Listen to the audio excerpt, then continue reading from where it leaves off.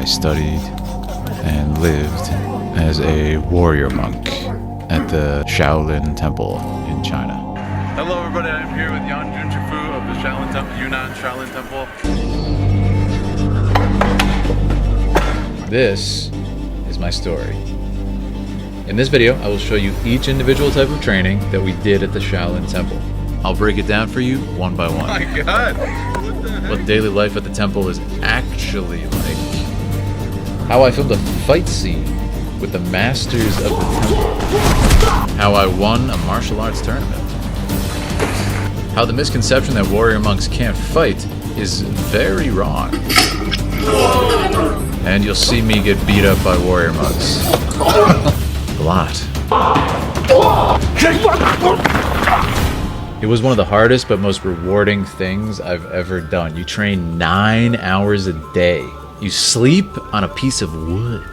You can't even speak when you eat ever. But I'll explain that later. So, how did I get there? Well, I was actually invited and given the rare opportunity to film and document my experience. Because keep in mind, this is a sacred ground. So I'm going to walk you through everything I did with complete honesty. As intense and exciting as the training was, some of the quieter moments really had an impact on me, like the meditation. So don't worry, I am going to dive into all that stuff as well. So each day we train 3 different training sessions, 3 hours each, on top of temple duty. So I'm going to break down each of these specialized types of training that we do at the Shaolin Temple.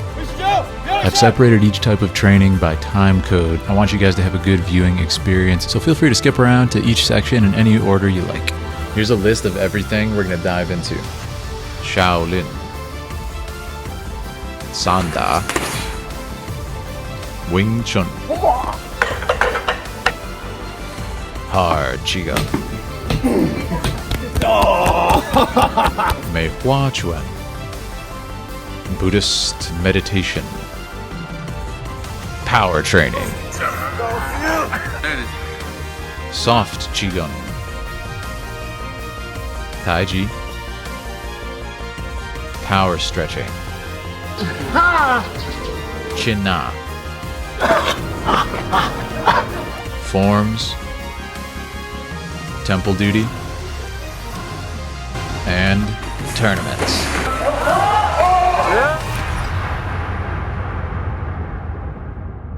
So if you've been enjoying my Shaolin content and you want to see more, and you're excited for that fight scene with the masters, which is coming next, please make sure to subscribe. We hit 150,000 subscribers, which I'm so grateful for, so let's make it 200K. So make sure to like this video and share it with a friend who might want to learn about Shaolin. Alright, so let's start breaking down this list. And first, let me introduce you to the master warrior monks who were my teachers while I studied at the Yunnan Shaolin Temple. First, we have Wu Shifu, as we called him. He's a dangerous weapon, ready to be unleashed at any second. For over 10 years, he has worked in the film industry, including Fearless with Jet Li, Jackie Chan, and Donnie Yen. Next, we have Du Shifu, as we called him. Every movement he executes is precise and powerful. He's also a really good dancer, which I found hilarious for some reason. Became a master at the age of 20. Next, of course, we have Shifu Shi Yan Jun, or Yan Jun Shifu, a controlled calm within the storm, harnessed through decades of dedication. The ultimate picture of a master. He's a 34th generation Shaolin Warrior Monk and a 17th generation disciple of Meihua Quan. He would be my lead teacher as I studied at the Shaolin Temple. Okay, so now I'm going to break down each type of training. Let me know in the comments which is your favorite, and let me know if you want me to do a separate video on any of them and kind of dive deeper into it if you're curious and you want more details about a specific topic. And I always get a lot of questions, so if you guys ever want to chat live, stop by my Twitch stream, or of course my second channel here on YouTube, where I analyze the cinematic language of games because I am also a filmmaker. Alright, so first on the list, of course, Shaolin Kung Fu. Come on!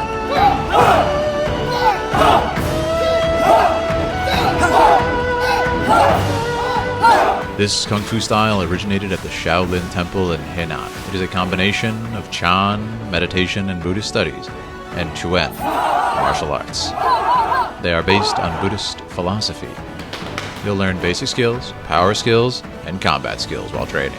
Shaolin culture consists of 3 treasures: Chan, Buddhism philosophy; Wu, martial art; Yi, Chinese traditional medicine; and QiGong. When you start training in Shaolin Kung Fu, firstly you must develop healthy habits and personal discipline. There are traits which the monks pass down onto their disciples: to be considerate, courteous, brave, righteous, diligent, loyal, develop clarity, and learn how to solve problems. A true master will teach you to be gentle, love life, and be happy. 2 main pillars of the Shaolin philosophy are wisdom and compassion.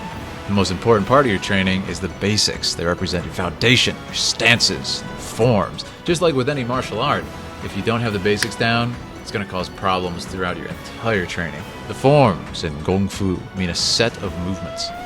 Forms can be performed with empty hand, called fist forms, or with weapons. Shaolin forms are short and the moves are linear. There are 4 ancient forms that were considered the 4 sutras that the Bodhidharma brought to Shaolin when he brought Buddhism to China. All the more reason each form is a religious experience, that they are sometimes called sutras. Shaolin Kung Fu is called Dongchan, moving meditation, action meditation, as opposed to Budongchan, unmoving meditation, quiet sitting. The Shaolin Temple was founded in 495 by the Indian monk Buddhabhadra. The word Lin means forest in Chinese. Hence the temple was dubbed Shaolin, for the forest at the bottom of the Shaoxi mountain. I really enjoyed learning Shaolin. You feel so powerful and athletic as you do it. And you can see how the warrior monks obtain that legendary athleticism, endurance, flexibility, mobility, performing these techniques hours a day. These forms and other training. Truly mind-blowing. And there's so much variety in the forms. Truly a privilege.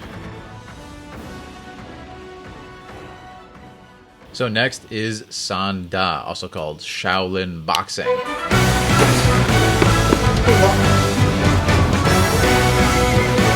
Sanda is a form of Chinese self-defense, and at Shaolin Temple they teach full contact kickboxing, such as close range, rapid punches and kicks, wrestling, takedowns, throws, sweeps, and even elbow strikes. Sanda was developed for the military and evolved into a combat sport. It combines elements of Kung Fu, grappling. By practicing this style, you can also attain good health, fitness, and well-being. Punches, kicks, steps, knee strikes, free fighting.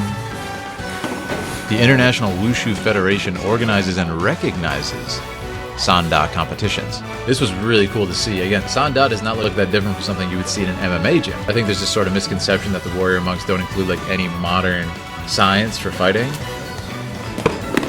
when there's so much in Sanda. Yeah, you do not want to mess with these guys. It was really cool to see kind of those 2 worlds colliding, the ancient and the modern, in such a meaningful way.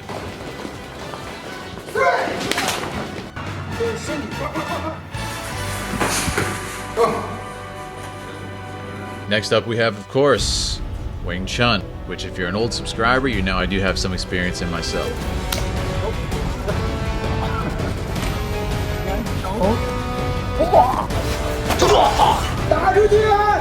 Wing Chun, of course, famously practiced by the legendary Bruce Lee and his master Yip Man. Wing Chun is a close quarters combat-centric toolbox meant to just dismember your opponent by utilizing devastating counterattacks, leading to a rapid succession of strikes known famously as the chain punch, elbow strikes, low line kicks, finger jabs, and just all manner of destruction to the vital areas of the enemy.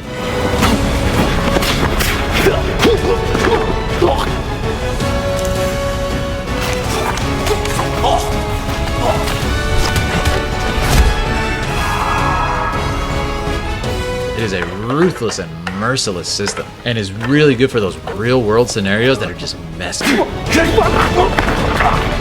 Because because as we know, a fight is never clean on the streets. I actually entered into the Wing Chun section of the tournament, so we'll talk about that when we get to the tournament section. Really eye-opening experience to be able to train Wing Chun over there, because my experience with Wing Chun has been so toxic. Besides my teacher, who's great, just this group of disgusting cowards, and like a contest of who can be the most insecure, whining about their lineages, and it's all political, and it's absolutely shameful. You are an embarrassment, and you should be ashamed of yourself.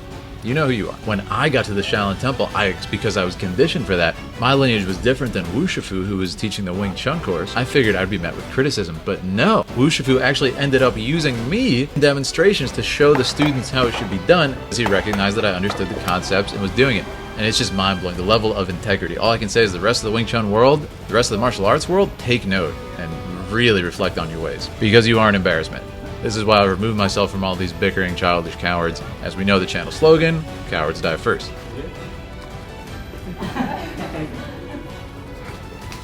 Go. Okay.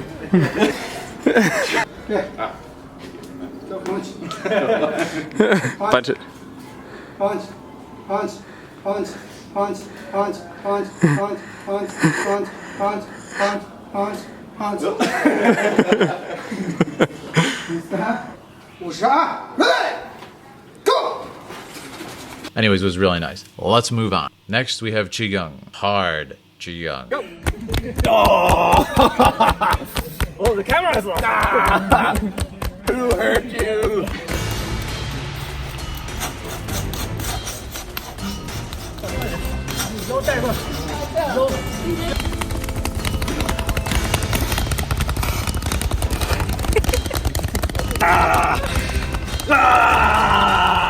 QiGong is a way to train the nervous system, the mind, and the internal organs all in the same time, having as the result an increased level of fitness and power.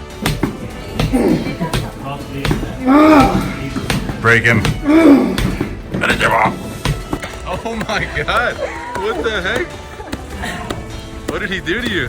Why are you striking your friend like that? Yeah, why are you bullying her like that? No bullying. Oh my god, you're actually... The aim of QiGong exercise is to stimulate flow of energy called Qi, build internal strength. QiGong uses breathing techniques. These breathing techniques control the internal movement of Qi. Is that all you have, weaklings?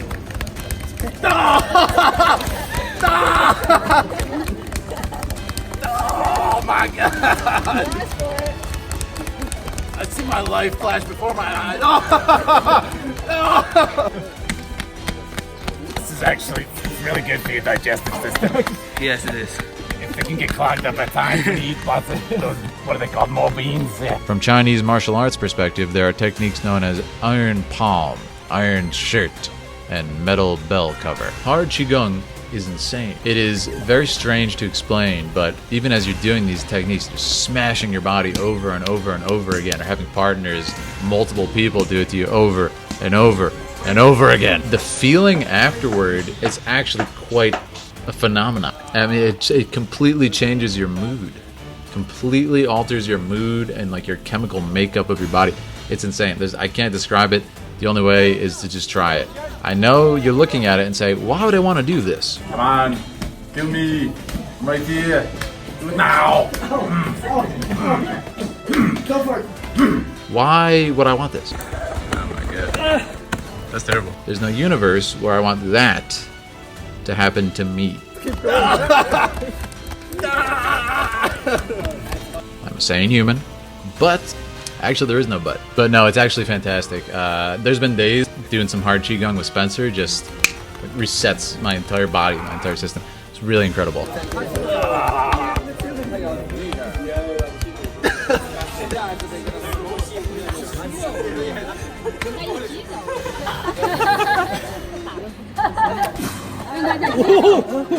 Alright, you go, Lucas. You can go. Oh, God. You know they're doing it harder because the camera's on.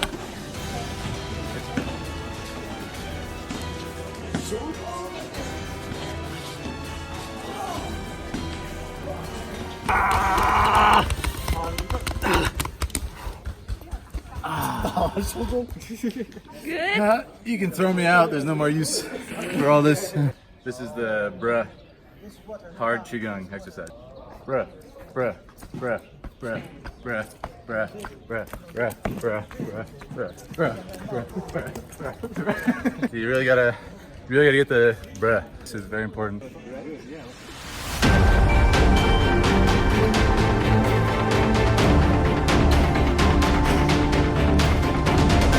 Should you feel like you're gonna die?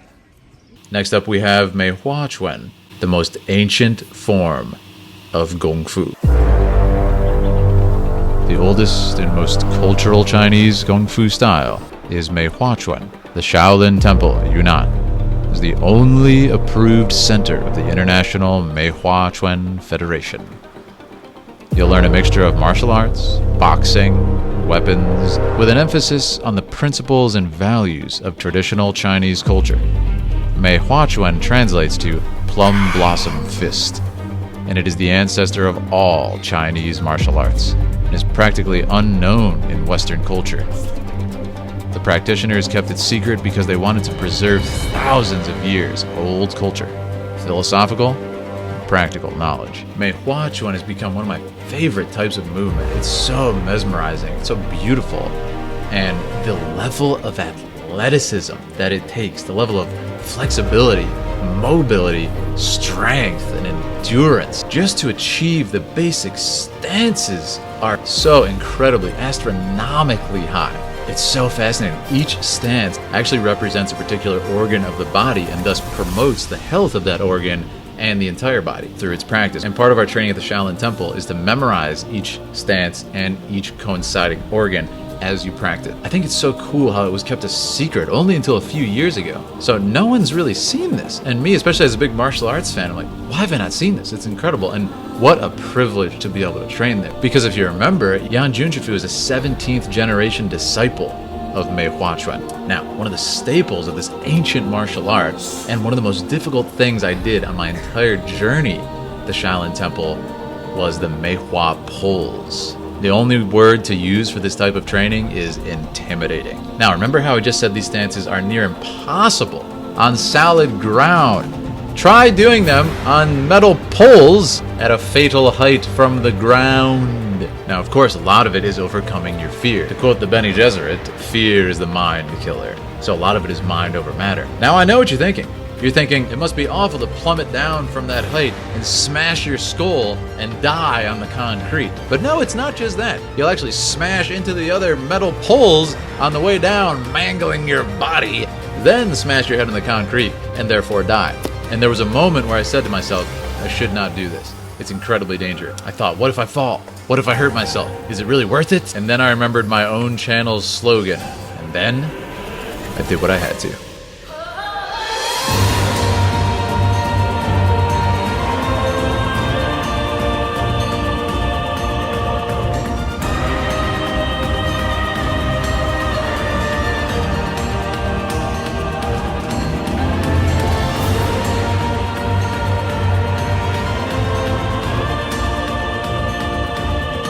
And I said to myself, I would be very proud of this athletic achievement. But then I realized the victory over myself, over my own mind, over my own fears would be far more meaningful. It was a magnificent moment of victory that I will never forget. I'm so glad I overcame my fear and got up there. I'm still practicing Meihua and really enjoying the movements and the athletic benefits to this day.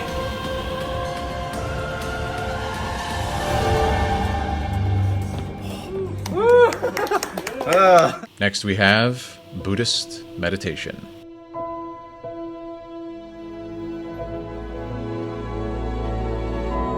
Chan meditation, or Chinese Zen, is an ancient technique with the origin in Asia. It has mental benefits to the body and relaxation, medical benefits in the form of tonification. The main focus is mainly on spirituality. Qi means life energy, harnessing this Qi and healing system. Chan, or Buddhist meditation, consists of various techniques, and its central focus is on enlightenment. The aims of this kind of meditation are to reach a state of tranquility, have a deeper understanding of the world around us. Meditation is a simple act of doing everything with intention. In this case, meditating. But it's so funny how much harder it is to meditate with full intention than it is to, say, go for a run. Locomotion is carrying you along. However, our minds don't work like our legs do, carrying us ever forward. There's a lot of forks in the road, detours. Once had a beautiful moment with me and Spencer and a monk who was giving us some advice on meditation. When you have to peer into the void of your own mind unfiltered, sort of the same way we do when we dream, there can be many impediments, and it takes true training and focus to harness just the basic ability of not thinking. But I will say, I had some beautiful moments at the Shaolin Temple. Few blessed moments to banish out the thoughts from my head, whether they be good or bad. I want to emphasize that. And just to exist.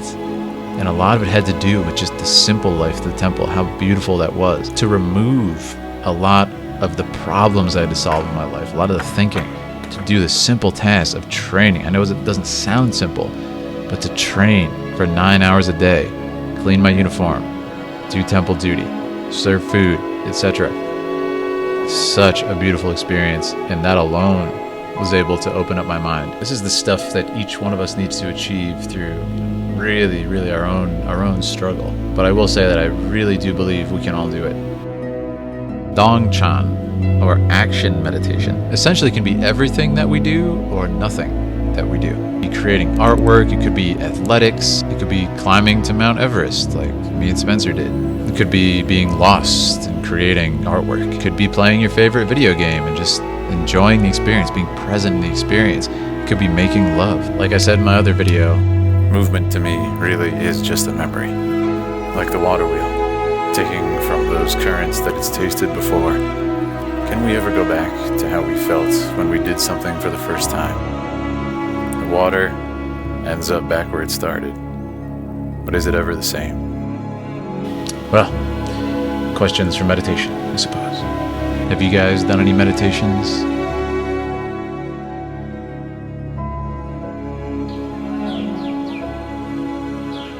Next up, we have power training.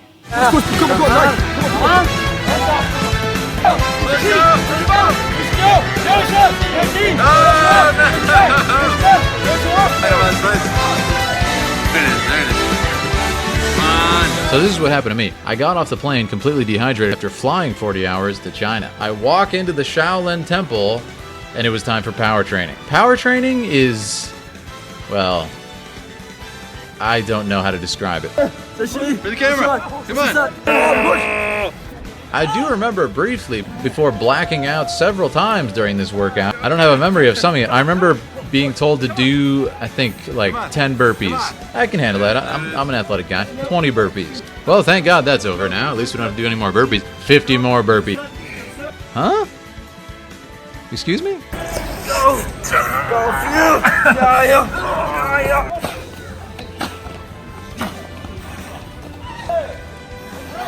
So yeah, I can't call it conditioning training. I can't call it high intensity interval training because there's no intervals. You just go for hours and hours straight until you essentially lose your mind and become a machine. That's one way to meditate. Just lose your mind doing power training, and then you won't think about anything. That's my secret. Absolutely insane, really fun, and as a former Division I athlete, I got my ass kicked just the same as everybody else. So it's just one of those things that's designed to destroy you. Break you down into nothingness and then rebuild you from the ashes of your own body. But yeah, absolutely insane. I think probably one of the most difficult workouts I've ever done in my life. Absolute madness. So yeah, picture high intensity interval training, but just no intervals. You just go high intensity forever. Huh? You see? Yeah, I know it doesn't make sense. I know it's impossible, but you do it anyway. That's power training. What a savage! Oh my God! What?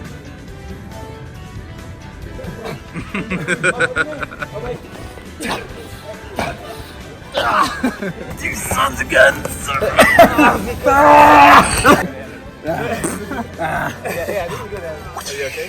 Next up, we have Qinna. Qinna is a self-defense system that focuses on joint locks. The focus of this style is to capture or grasp your opponent and take them to the ground. Qinna means hold and grip in order to lock the joint. In translation, Qin means to catch and Na means to hold and control. It is a fighting technique where you can use a holding and gripping sequence to annihilate the attacker from further attack without producing unnecessary harm. Qinna isn't an aggressive self-defense technique, no. It's considered being a compassionate fighting style because you will not create a severe damage to the attacker. You will just put them out of action temporarily. The attacker can seek medical help from non-conventional doctors, such as Kung Fu and QiGong masters, who can restore their health. Qinna injuries consist of damaging tendons and joints, gripping vital points, blocking meridians, and energy flow.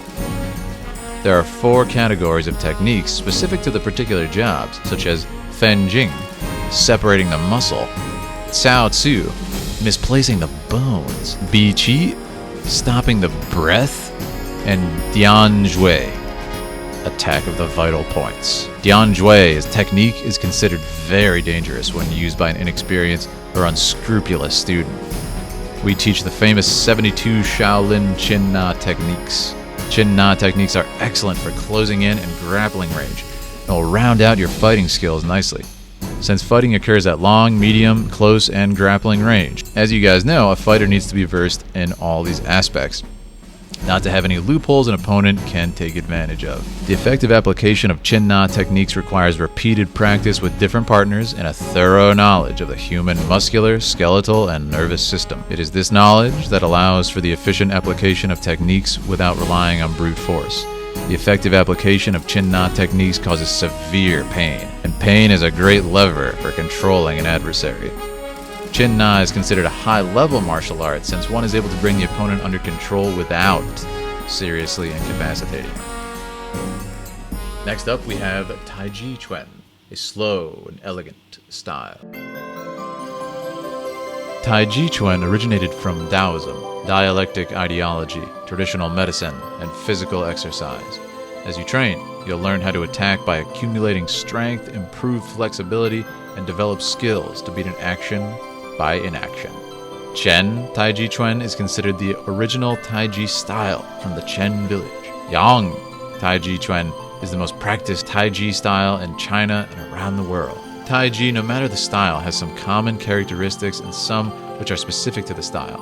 The moves in Taiji are soft, slow, with low impact on body joints, which makes it a great health exercise for older people. There's big emphasis on relaxation of the mind and body, so the intentions of the opponent can be understood. The yin and yang principle is applied in combat.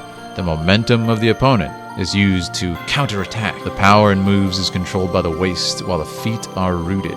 During practice, the breathing techniques are emphasized in QiGong in order to build up the internal strength. The philosophies which govern Taiji are from the doctrines of Taoism, Confucianism. Taiji has many health benefits such as improving the body's balance, agility and control, flexibility of the joints, more energy, decrease in high blood pressure, and improve the cardiovascular system, reduces body inflammation, reduces the stress. I really enjoyed more than I suspected I would, and it's so beautiful. There's some movements in it, again, almost reminiscent of the Meihua, which are just, they're absolutely breathtaking. And even to achieve these stances takes a level of athleticism most will absolutely never even sniff.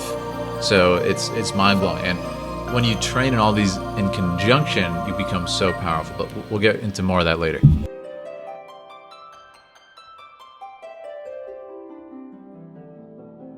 Next, we have QiGong, Soft QiGong.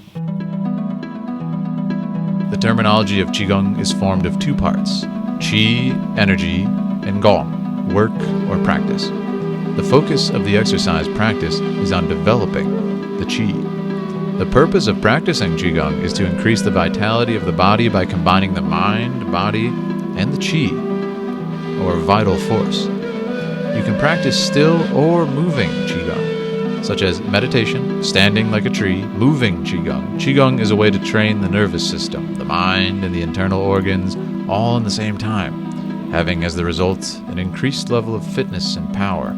The aim of QiGong exercise is to stimulate the flow of energy called the Qi through channels called meridians and build internal strength. QiGong uses breathing techniques, practices, and disciplines of Chinese Buddhism, Taoism, and martial arts. These breathing techniques control the internal movement of Qi while the body will be motionless. There are many schools of Qigong depending on spiritual development, such as Buddhist and Taoist, purposes such as health, therapy, and martial arts.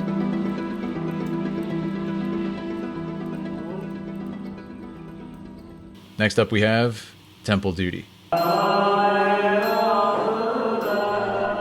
Temple duty is a non-negotiable aspect of your training at the Shaolin Temple. Your temple duty is an act of service and it helps build character. We did everything from sweeping the Shaolin Temple to helping serve food and all kinds of chores. This is what I mentioned before. There's also a lot of duties I wouldn't consider chores. For example, like I mentioned before, you can't ever speak.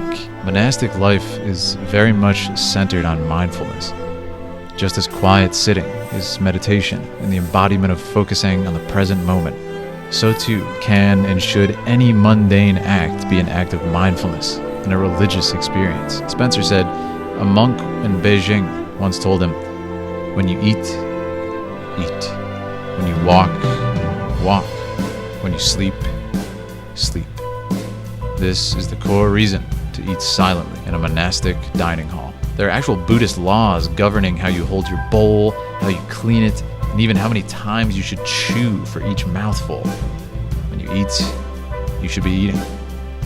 When you act in the world, it should be with your whole presentness and being. Multitasking is an enemy to enlightenment. Also, you have to eat every single piece of food that you eat. So remember, there's no talking. So when people are serving the food, if you don't want a particular food, what are you going to do? You can't talk. So you get the food and then you have to eat it because every single piece of rice is a privilege to eat. You're not going to waste that. It's incredibly wasteful. It's incredibly offensive, especially in monastic life.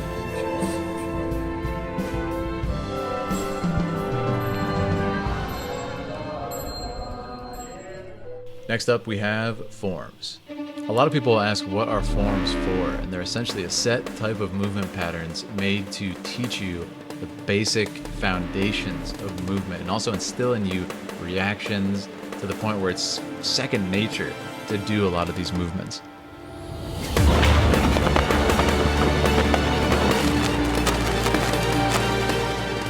And again, sort of the legendary level of athleticism Shaolin monks are known for is achieved greatly due to the constant practicing of forms, perfecting the movements. And I mean, pretty much think of it as a mix between strength training, high intensity interval training, running a marathon, because you're doing it for several hours straight at times. And one of the joys I had when it came to the forms is much like with artwork, with music, with painting, everybody expresses themselves in a different way. It was just so nice in a place where at times there were in fact language barriers. I feel like I got to know people's personality almost more through their form and how they express themselves with the movements. I talk about this in my tournament video as well. I think you can really learn so much about someone with how they practice, how they do their forms. It's really an indication of their character. I think almost a purer form indication of character than speaking. So it was really beautiful to observe and be a part of. Next up, we have power stretching. Surprisingly relaxing considering what's happening to your body. It's being contorted, it's being pulled and pushed in every which direction to encourage massive growth. Totally normal. I remember saying one time, after two different people were pulling my legs apart as hard as they could, that you can throw that out now. It's not needed anymore. It's useless now. I have to say, I saw incredible benefits, and the most and quickest increase in my flexibility that I ever have in my entire life. What's happening? Oh my god. It's like a murder scene. What the heck is this? While at the Shaolin Temple, constant stretching every day before each workout, before each 3-hour session, really made a massive difference in my flexibility and mobility game. And I still do those practices that I learned.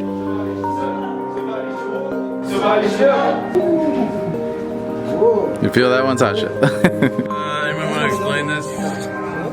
What exactly is going on here?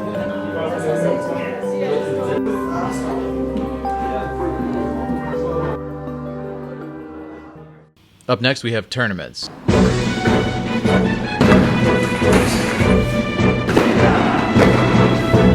So while I was there, we had the privilege of the first ever Shaolin Wushu Federation international competition. It was so much fun. It was magnificent. And that covered all the sections that we talked about. Everything from free fighting, sparring, full contact fighting like Sanda, to forms, to weapon. And it was such an amazing day. And I actually did win in the Wing Chun division, which was so much fun. And kind of a nice bookend. So like I said, a lot of the Wing Chun community has always had a big problem with me. And again, it's just the insecure, sort of like cowards, not the actual students. They seem to enjoy my stuff. Sort of a nice bookend to all the negativity. It was such a fun day. And if you want to see that, I have a separate video covering the entire tournament at length. But again, note the full contact sparring, testing of one's skills. It really is not what most people think when they think of the Shaolin Temple, kind of just like quietly doing a bunch of forms and never really testing anything. So that was so cool to see. Amazing experience. China Yunnan Shaolin Temple. Okay. Up next, we have Fight Day. There's a lot of misconceptions that Shaolin monks cannot or do not spar. It is absolutely not the case at the Yunnan Shaolin Temple. And Fight Day is a sort of weekly test where you go through and spar several people for several minutes and kind of test your skills. And the masters actually get in there and spar with the students. Again, very modern, not what a lot of people expect. You can tell that these people who go around and like try to shame traditional kung fu masters, like, yeah, they're certainly cherry picking like people who haven't fought. There are people out there who are fully capable and testing his abilities that they are not selecting. So, food for thought. Just sort of a testament to Chinese traditional medicine. I was sparring Spencer, jammed my thumb completely and like hyperextended it, and I went to the Chinese traditional medicine doctor later that day, had full range of motion. So yeah, it's pretty much like magic. As I said, I got to film a fight scene with the masters of the temple, which is coming next. I cannot wait to show you guys.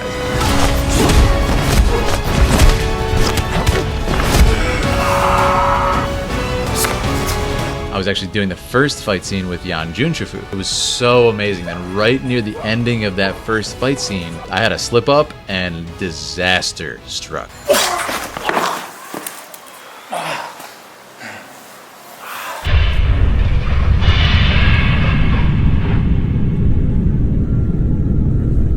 I literally could barely lift my right arm at all. The agony. I heard a pop when I hit the ground. I thought my shoulder was annihilated. It felt like my right trap like tore off. The pain. I just gripped my teeth and finished the fight scene, and I could tell like this is bad. I might have to go home early. What's gonna happen? So many thoughts were going through my head. It was insane. I actually can't get an MRI because I'm a cyborg and I have wires holding together other bones that I've broken, but I could get an x-ray and a CAT scan. The problem was we couldn't get the MRI, so we could not tell what was wrong with my shoulder specifically. So I went to the Chinese traditional medicine doctor, and he did incredible work on me again. 需要就是说需要休息。 Stabbing. Definitely. Oh, God. Pain. And again, he did some magic to me that to this day I don't understand. Maria.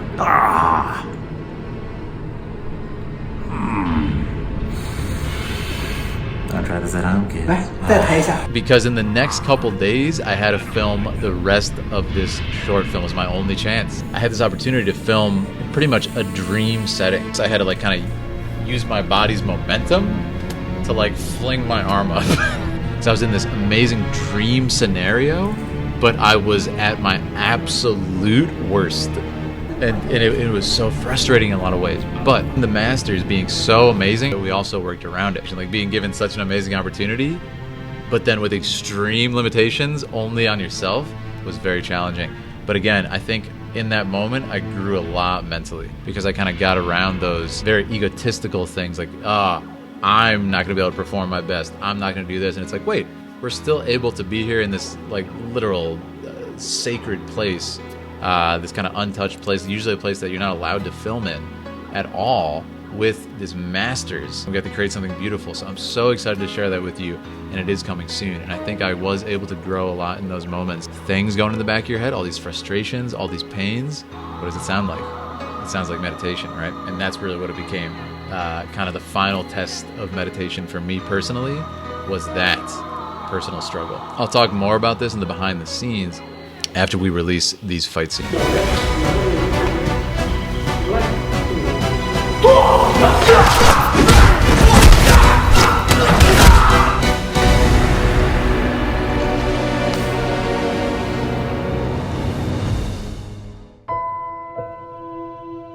Again, all I can say is my time at the Yunnan Shaolin Temple really helped me grow as a person. It made me realize how beautiful a simple life can be. Really, for the first time in my life, it allowed me to go through these tasks and just to exist, just to be as myself in those moments was so beautiful. Like, I can think back to these beautiful, beautiful silences and just taking in the ancient artwork and architecture, the soft breeze, the sound of the leaves being swept away, like so many worries. And since that time, the way I even view eating has changed. Or maybe a moment locked in one of my favorite forms that's been passed down for thousands of years. From so many generations of monks down into my hands. It's truly humbling. And an experience I'll never forget. And the friendships I made there, forever cemented in my memory. By the time I graduated, it seems like it all went by so fast. I came here not knowing what to expect, and I think it was those surprises that really made this so magical. I hadn't even seen anything of the grounds or how it looked or the atmosphere, and that's really the thing I enjoyed most was all the people here, all the feelings, all the emotion. It's been so nice to open up and discover sort of the wide world of Kung Fu, which is all one family, just like us. So thank you very much, everybody. It's an honor. 你有多少粉丝？ How many fans do you have? Over 100,000. That's not so few. 师傅一个粉丝也没有。 Shifu doesn't have any fans.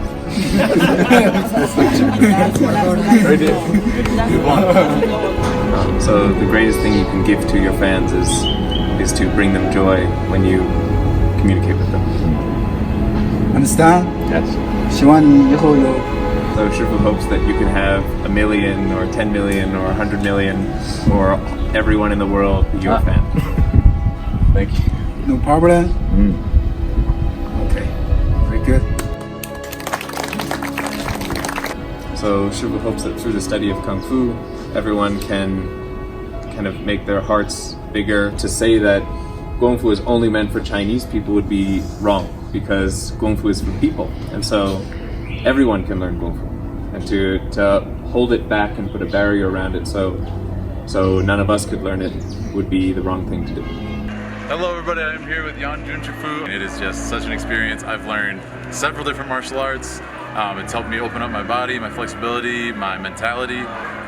Emotionally, it's been so fantastic. And again, just to see the Meihua and all the different martial arts, so it's been fantastic. 其实学习功夫也很 Hope 简 that 单。 first that everyone has a wonderful and happy life, and Kung Fu is actually quite simple. All you need is to be willing to eat bitter and face adversity, and to have a heart of perseverance. Well, thank you again.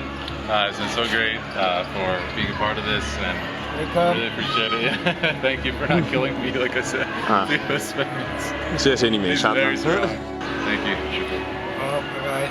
Bye guys. So, which was your favorite type of training? And do you want me to go into detail in another video about a specific type of training that you're interested in? Let me know in the comments which one, or if you have any other questions, or if there's a lot of recurring questions, I'll answer those in another video. So guys, make sure to subscribe because that fight scene video is coming, as well as more content from China. Make sure to check out my other catalog of videos from that same trip, the tournament.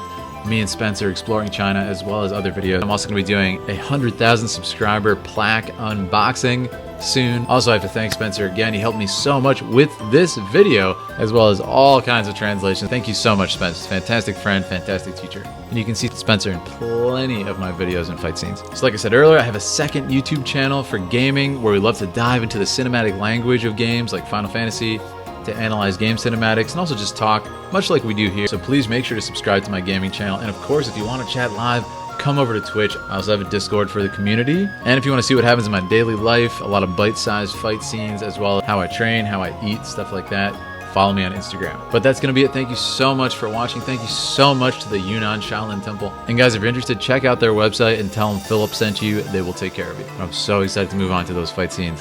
Anyways, I'll see you around town. Cowards die first.